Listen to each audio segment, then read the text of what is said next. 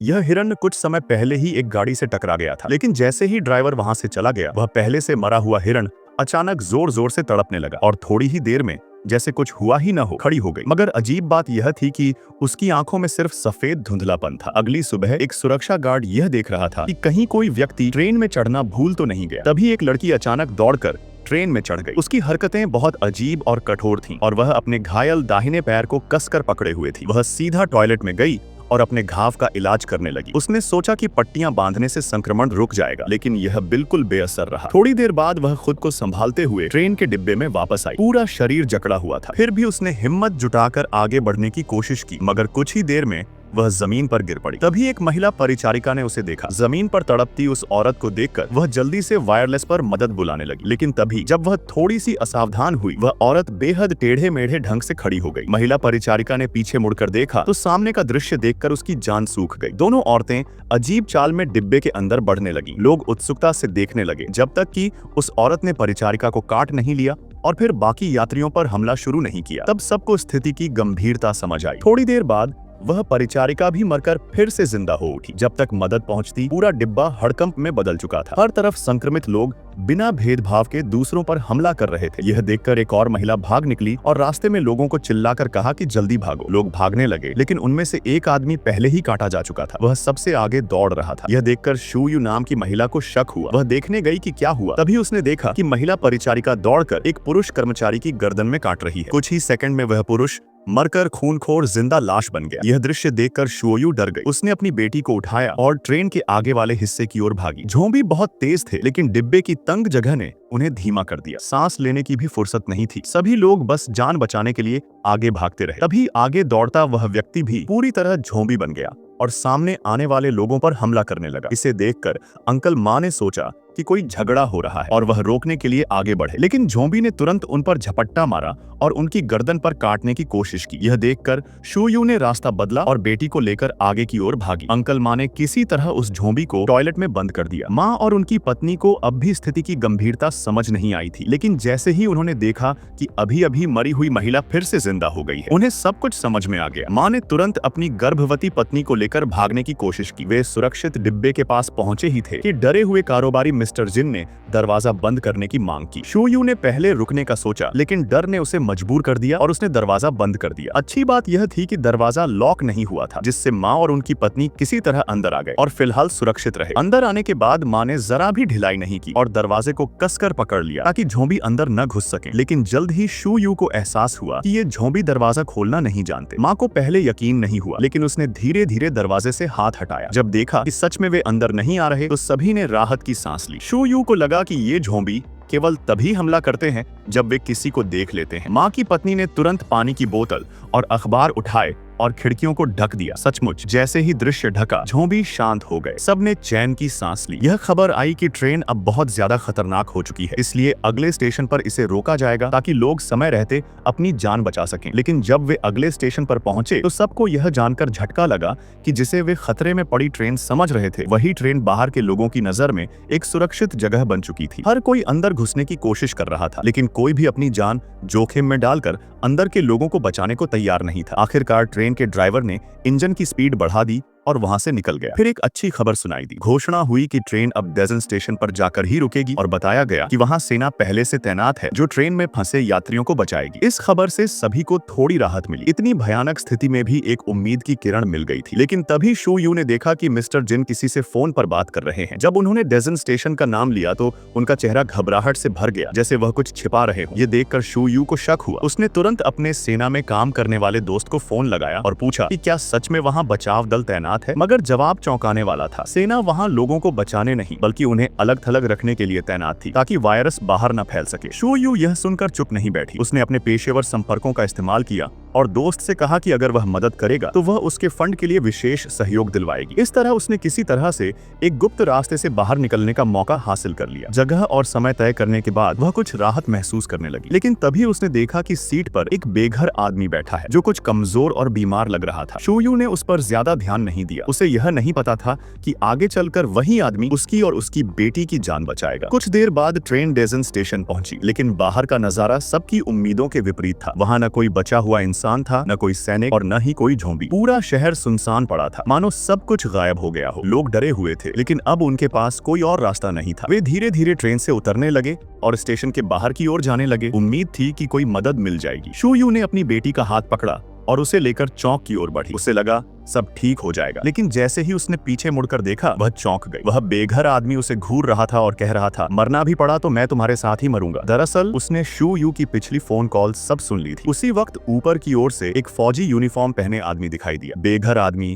तेजी से उसकी तरफ भागा। शू यू ने बेटी को शांत किया और खुद भी उसकी ओर दौड़ी। उधर अंकल माँ भी शहर के बीचों बीच पहुंच चुके थे। चारों तरफ सन्नाटा था, कोई इंसान नजर नहीं आ रहा था। लेकिन जैसे ही वे एस्केलेटर से नीचे उतरे, उन्हें कुछ सैनिक दिखाई दिए। वे अभी राहत महसूस ही कर रहे थे कि अगले ही पल अफरा तफरी मच गई। अंकल माँ ने अपनी गर्भवती पत्नी को गोद में उठाया और सीढ़ियों की ओर भागे। लोग जान बचाने के लिए बेतहाशा दौड़ रहे थे। जो लोग आगे पहुंच गए, उन्हें पहले बचा लिया गया। सभी जोर जोर से सेना का शुक्रिया अदा कर रहे थे। अचानक शू यू को अपने दोस्त का फोन आया। उसने बताया कि स्टेशन पर तैनात पूरी सेना का संपर्क टूट चुका है। यह सुनकर शू यू वहीं के वहीं स्तब्ध रह गया। उसने सामने नजर डाली तो देखा कि सैनिक के चेहरे पर काटने के निशान थे और उसके पीछे एक झोंबी आ रहा था। यह दृश्य देखकर पास खड़ा बेघर आदमी इतना डर गया कि लगभग अपना संतुलन खो बैठा। झोंबी लगातार बढ़ते जा रहे थे। शू यू ने तुरंत अपनी बेटी की ओर देखा। सब तरफ अफरा तफरी मची हुई थी। उसने दौड़कर शिवान की ओर भागना शुरू किया ताकि उसे बचा सके। ठीक उसी पल अंकल माँ मौके पर पहुंच गए और उन्होंने समय रहते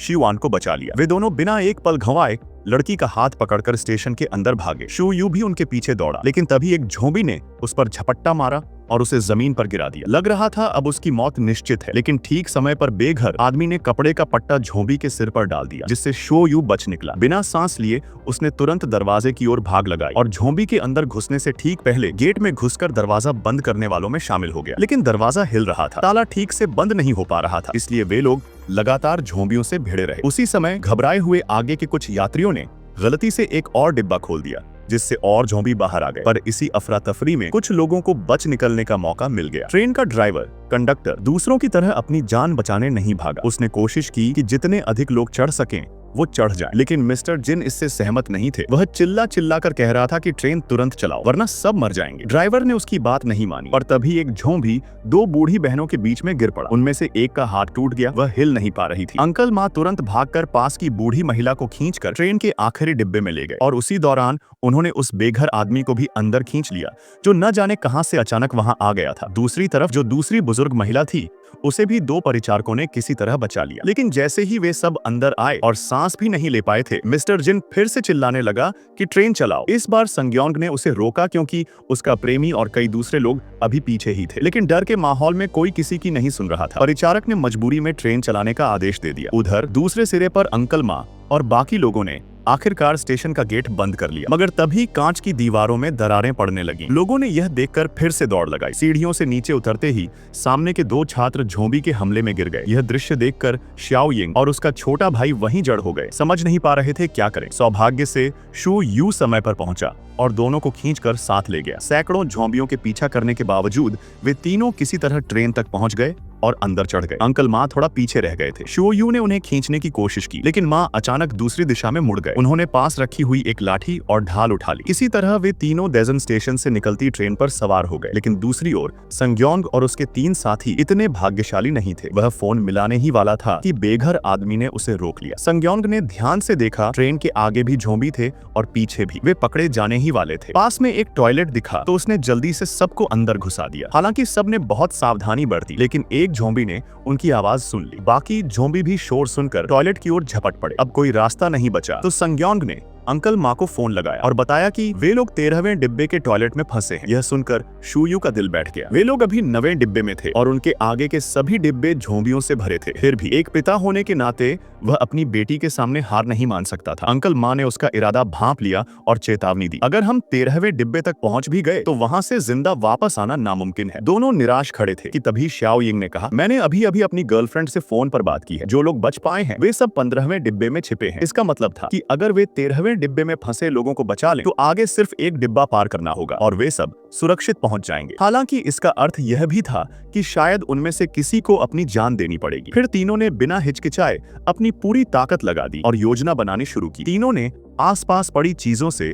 खुद को हथियार बंद किया और अब वे ज़ॉम्बियों का सामना करने के लिए तैयार हो गए। हालांकि ज़ॉम्बी बेहद ताकतवर थे, लेकिन तीनों की मिलजुल कर की गई कोशिशों से वे बिना किसी बड़ी हानि के 11वें डिब्बे तक पहुंच गए। जब शाओ यिंग ने पूरी ताकत से रास्ता साफ करने की कोशिश की तो उसने देखा कि उस डिब्बे में तो उसके अपने सहपाठी हैं। मामला समझते ही अंकल माँ ने देखा कि शाओ यिंग उनसे लड़ने में हिचकिचा रही है, इसलिए उन्होंने उसे पीछे धकेल दिया। लेकिन अब एक लड़ाकू साथी कम हो जाने के कारण दोनों जल्दी ही कमजोर पड़ गए। शाओ यिंग मदद के लिए बढ़ ही रही थी कि तभी ट्रेन एक सुरंग में दाखिल हो गई। अंधेरे में ज़ॉम्बी ऐसे भटकने लगे जैसे उन्हें कुछ समझ ही नहीं आ रहा हो। वे बस अपनी जगह पर गोल गोल घूमते रहे। इस अजीब नजारे से तीनों चकित रह गए। तभी बगल में रखा एक टेनिस बॉल नीचे गिरा और उसकी आवाज सुनकर ज़ॉम्बी अचानक सिर घुमाने लगे। शू यू ने यह देखकर कुछ समझा। उसने धीरे से सामान रखने वाली रैक पर दस्तक दी। वाकई आवाज सुनकर सारे ज़ॉम्बी उस दिशा में भाग पड़े। यह देखकर तीनों सावधानी से 12वें डिब्बे की ओर बढ़ने लगे। लेकिन जैसे ही अंकल माँ दरवाजे से बाहर निकले, ट्रेन सुरंग से बाहर निकल आई। सौभाग्य से ज़ॉम्बी उनसे अभी थोड़ी दूरी पर थे, इसलिए वे बिना चोट खाए 2 डिब्बों के बीच वाले हिस्से में पहुंच गए। वहां तीनों ने स्थिति का विश्लेषण किया। उन्हें समझ आया कि ज़ॉम्बी अंधेरे में लक्ष्य नहीं पहचान पाते और सिर्फ आवाज पर हमला करते हैं। हालांकि अब वे ज़ॉम्बियों की कमजोरी जान चुके थे, फिर भी कोई राहत महसूस नहीं हुई, क्योंकि अगले डिब्बे में और भी ज्यादा ज़ॉम्बी थे और ट्रेन के सुरंग में रहने का समय उनके लिए बहुत कम था। अंकल माँ लड़ने की सोच ही रहे थे कि शू यू ने उन्हें रोक लिया। उसे एक योजना सूझी थी। उसने अंकल माँ से उनका मोबाइल मांगा, नंबर सेव किया और जैसे ही ट्रेन फिर से सुरंग में दाखिल हुई, तीनों चुपचाप उस डिब्बे में घुस गए। वे सीटों के पास छिप गए और अंकल माँ का फोन डिब्बे के दूसरी ओर फेंक दिया। फिर शू यू ने कॉल किया। मोबाइल की रिंगटोन सुनते ही सारे ज़ॉम्बी उस तरफ दौड़ पड़े। मौके का फायदा उठाते हुए तीनों बिना एक पल गंवाए उस डिब्बे से भाग निकले और उन 4 लोगों के छिपे हुए टॉयलेट के पास पहुंच गए। जब सबने देखा कि आने वाला अंकल माँ है तो राहत की सांस ली, लेकिन उसी पल ट्रेन सुरंग से बाहर आ गई। अच्छा हुआ कि शाओ यिंग ने समय रहते दोनों को दूसरे टॉयलेट में खींच लिया, वरना ज़ॉम्बी उन्हें देख लेते। इसके बाद शू यू ने ट्रेन के आगे के रास्ते में आने वाली सुरंगों का नक्शा देखा। अगली सुरंग में उन्हें 2 मिनट का समय मिलने वाला था और उनके अनुभव से इतना वक्त डिब्बा पार करने के लिए काफी था। शाओ यिंग ने जेन शी को संदेश भेजा, लेकिन आश्चर्य की बात यह हुई कि जेन शी ने वह बात बाकी सबको बता दी, जिस पर कारोबारी जिन साहब का चेहरा गुस्से से लाल पड़ गया। उन्हें यकीन नहीं था कि ये तीनों इतने डिब्बे बिना किसी नुकसान के पार कर सकते हैं। उनका मतलब साफ था, इन तीनों की जान जाए या बचे, उनसे किसी को कोई मतलब नहीं। वे उन्हें आने नहीं देंगे। यह सुनकर बाकी सब खामोश हो गए। कोई कुछ नहीं बोला, लेकिन वे सब भूल गए कि पहले किसने अपनी जान दांव पर लगाकर ज़ॉम्बियों को रोका था, ताकि सबको भागने का वक्त मिल सके। इससे अनजान तीनों ने मौका देखकर जब ट्रेन फिर सुरंग में दाखिल हुई, धीरे धीरे सामान रखने वाली रैक के ऊपर से आगे बढ़ना शुरू किया। तीनों धीरे धीरे आगे की ओर रेंगते गए। फिर शू यू ने एक बैग पीछे वाले दरवाजे की ओर फेंक दिया, ताकि उसकी आवाज से ज़ॉम्बी उस दिशा में चले जाए। आवाज सुनकर ज़ॉम्बी सचमुच उधर मुड़ गए और उन्हें आगे बढ़ने के लिए काफी जगह मिल गई। जल्द ही वे जमीन पर लौट आए, लेकिन जब बारी आई उस बेघर आदमी की, तो वह फिसलकर 2 सीटों के बीच जा गिरा। सौभाग्य से ज़ॉम्बियों ने कुछ नहीं सुना, लेकिन बदकिस्मती यह थी कि जब शू यू उसकी मदद के लिए गया, उसी समय ट्रेन सुरंग से बाहर निकल आई। अच्छा हुआ कि शू यू ने तुरंत झुककर खुद को छिपा लिया, वरना ज़ॉम्बी उसे देख लेते। फिर शू यू ने उस बेघर आदमी को इशारा किया, 1 2 3 और साथ में भागो, लेकिन गिनती 3 तक पहुंचती इससे पहले ही कुछ और हो गया। शाओ यिंग तुरंत दौड़कर अपनी प्रेमिका को पुकारने लगी कि दरवाजा खोलो, लेकिन चाहे जितना पुकारा कोई जवाब नहीं मिला। दरअसल दरवाजे के उस पार जिन बॉस और उसके साथियों ने दरवाजा लकड़ी से जाम कर दिया था और जेन शी को पहले ही उन्होंने अपने काबू में ले लिया था। जब दरवाजा खुल नहीं सका तो शू यू अंकल माँ की मदद के लिए भागा। उधर दरवाजा ज़ॉम्बियों की भरी भीड़ से जाम हो चुका था। इतनी लाशें और हाथ पैर दरवाजे में अटके थे कि उसे बंद करना असंभव था। स्थिति पूरी तरह फंस चुकी थी और शाओ यिंग को अब जबरदस्ती दरवाजा तोड़ना पड़ा। उसी समय अंकल माँ की ताकत जवाब दे रही थी। वह अपनी बाईं हाथ से सहारा देने ही वाला था कि नीचे से एक ज़ॉम्बी ने उसका हाथ काट लिया। यह देखकर शू यू के होश उड़ गए, लेकिन सौभाग्य से घाव गहरा नहीं था और अंकल माँ इसी तरह दरवाजे को पकड़े रहे। शाओ यिंग की पूरी ताकत से प्रहार करने पर कांच का दरवाजा धीरे धीरे दरकने लगा। यह देखकर अंदर मौजूद लोग डर गए और पीछे हट गए। जिन बॉस ने मौका देखकर दूसरे दरवाजे की ओर जाने की कोशिश की, लेकिन शाओ यिंग ने समय रहते अपनी बांह से दरवाजा रोक लिया। बाकी लोगों ने यह देखा तो वे तुरंत जिन बॉस की मदद को दौड़ पड़े। उधर अंकल माँ के पास का कांच भी अब टूटने की कगार पर था। अगर ऐसा चलता रहा तो सब मारे जाते। यह देखकर अंकल माँ ने अपनी पत्नी को शू यू के हवाले किया। उससे कहा कि वो जल्दी से चेंग जिंग उनकी बेटी को लेकर भाग जाए, क्योंकि उसे पता था कि अब वह जल्द ही ज़ॉम्बी में बदल जाएगा। शू यू उसे छोड़ना नहीं चाहता था, लेकिन यही एक रास्ता था जिससे बाकी लोग बच सकते थे। थोड़ी देर के संकोच के बाद उसने अंकल माँ की बात मानी और चेंग जिंग को खींचते हुए आगे बढ़ गया। शू यू जब कांच के दरवाजे तक पहुंचा तो उसकी आंखों में अब जीने की उम्मीद नहीं थी, बस गुस्सा और नफरत थी। उन लोगों के लिए जो दूसरी ओर खड़े थे। उधर अंकल माँ का शरीर अब बदलने लगा। उसकी आंखें धुंधली सफेद हो गईं, शरीर पर लाल नसें उभर आईं, लेकिन दिल में बचा हुआ इरादा उसे अब भी खड़ा रखे हुए था। उसके गिरते ही शू यू ने कांच का दरवाजा खोला, जल्दी से पीछे मुड़कर अपनी बेटी और चेंग जिंग को अंदर खींच लिया। वह बूढ़ी औरत को भी बचाना चाहता था, लेकिन उसने दृढ़ चेहरे से इशारा किया कि अब बहुत देर हो चुकी है, उसे जाने दो। शू यू ने मन कड़ा किया, दरवाजा बंद कर दिया और राहत की सांस ली। वे कुछ देर के लिए तो सुरक्षित थे, लेकिन अब हिसाब चुकता करने का समय आ चुका था। शू यू ने जिन बॉस पर झपट कर उसे जोरदार मुक्का मारा और गरज कर पूछा, तुमने दरवाजा क्यों नहीं खोला? इतने लोग मर गए। उसका गुस्से से भरा चेहरा देखकर जिन बॉस का भाई डर के मारे पीछे हट गया। जिन बॉस को अपनी गलती का एहसास था, लेकिन उसने पलटकर झूठा आरोप लगा दिया कि शू यू को काटा गया है और वह अब संक्रमित हो चुका है। इससे बाकी लोग घबरा गए। जिन बॉस ने इस डर का फायदा उठाया और सबको उकसाया कि शू यू को बाहर निकाल दो, वरना सब मर जाएंगे। क्या तुम सोचते हो कि बस यही उसकी नीचता थी? नहीं, वह तो अभी और भी लोगों की मौत का कारण बनने वाला था। बाकी सबकी बेरहम दबाव के आगे शू यू और उसके साथी मजबूर होकर अगले डिब्बे में चले गए। सुरक्षा के लिए उन्होंने पीछे का दरवाजा वेल्ड करके बंद कर दिया। अंदर के लोग भी उन्हें गालियां देते हुए बांधने लगे, पर उन्हें यह नहीं पता था कि उन सब में से हर कोई जीना नहीं चाहता था। करली बालों वाली बूढ़ी औरत ने अपनी बहन को देखा, जो अब ज़ॉम्बी बन चुकी थी। उसके मन में एक खतरनाक विचार आया। उसने आखिरी बार उन झूठे स्वार्थी लोगों की ओर देखा और फिर वह धीरे धीरे कांच के दरवाजे की ओर बढ़ी। बूढ़ी औरत की अजीब हरकत देखकर जिन बॉस तुरंत सतर्क हो गया। उसे अंदाजा हो गया कि कुछ गड़बड़ है। उसने तुरंत लोगों को रोका, मगर तब तक बहुत देर हो चुकी थी। बूढ़ी औरत ने सबसे पहले दरवाजा खोल दिया। विडंबना यह रही कि शू यू और उसके साथियों ने दरवाजा बंद नहीं किया था, बल्कि इन स्वार्थी लोगों ने खुद अपनी भागने की राह बंद कर ली थी। कुछ देर डिब्बे में आराम करने के बाद शू यू को सेना में अपने दोस्त का फोन आया। दोस्त ने बताया कि पुसान में अब स्थिति नियंत्रण में है, रक्षा सफल हो चुकी है। शू यू यह खुशखबरी सबको बताने ही वाला था कि अचानक ट्रेन ड्राइवर ने जोर से ब्रेक मारा। घने धुएं के बीच ट्रेन रुक गई। आगे की पटरियां मलबे से पूरी तरह ढकी हुई थी। उसने तुरंत यह सूचना सभी तक पहुंचाई और कहा कि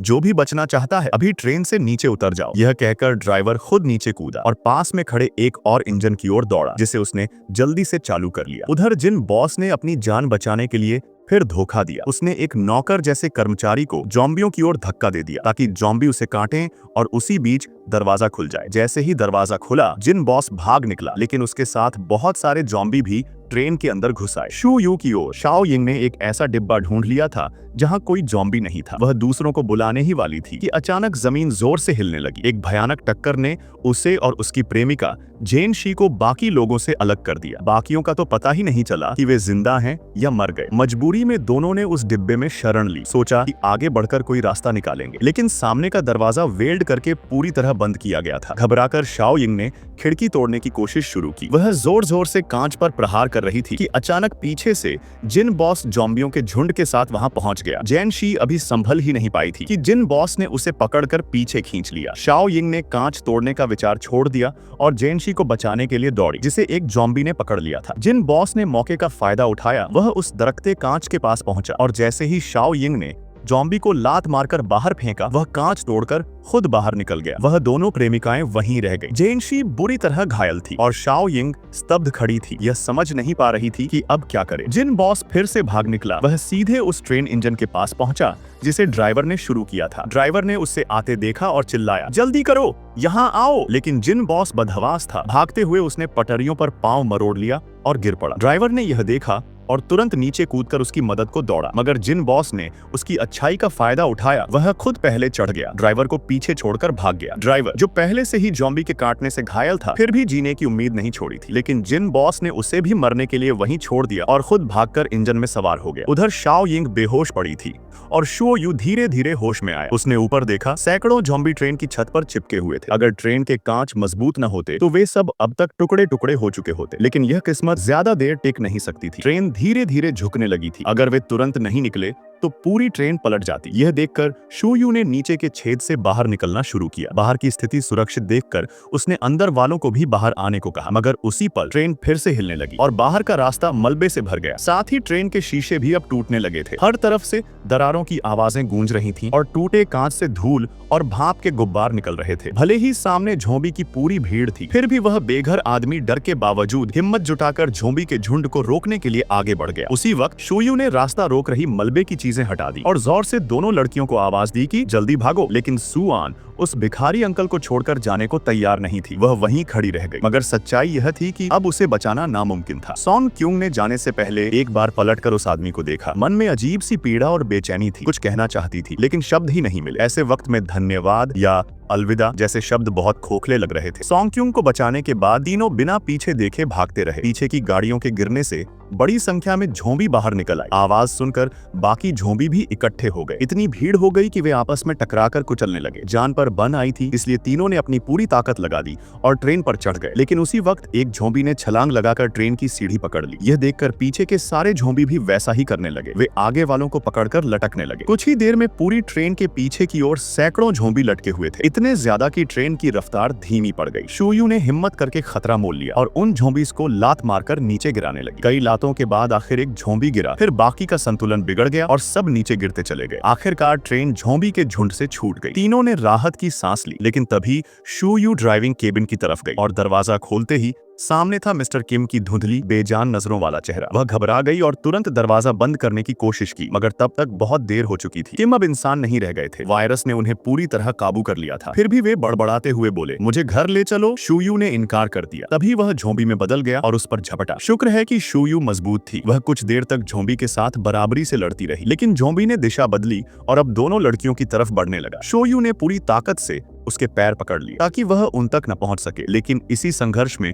वह खुद झोंबी के नीचे दब गई। धीरे धीरे उसकी ताकत खत्म होने लगी। तभी सॉन्ग क्यूंग ने हिम्मत करके उसकी मदद की, मगर अब झोंबी का ध्यान उसकी तरफ हो गया। आखिरी पल में शूयू ने झोंबी का मुंह पकड़ लिया, लेकिन इसी दौरान झोंबी ने उसे काट लिया। उसे एहसास हो गया कि अब उसका अंत तय है। उसने एक पल भी न गंवाते हुए झोंबी को पकड़कर ट्रेन के किनारे की तरफ खींचा। ऊपर की लोहे की जंजीर अपने शरीर से बांधी और पूरी ताकत से झोंबी को लेकर नीचे छलांग लगा दी। झोंबी खत्म हो चुका था, लेकिन शूयू का हाथ बुरी तरह काटा गया था। उसने अपने घाव को देखा, फिर दोनों लड़कियों की तरफ देखा। वह जानती थी कि उसके पास बहुत थोड़ा समय बचा है। वह तुरंत ड्राइविंग केबिन की ओर भागी, सॉन्ग क्यूंग को खींचा और उसे बताया कि ट्रेन को कैसे रोकना है।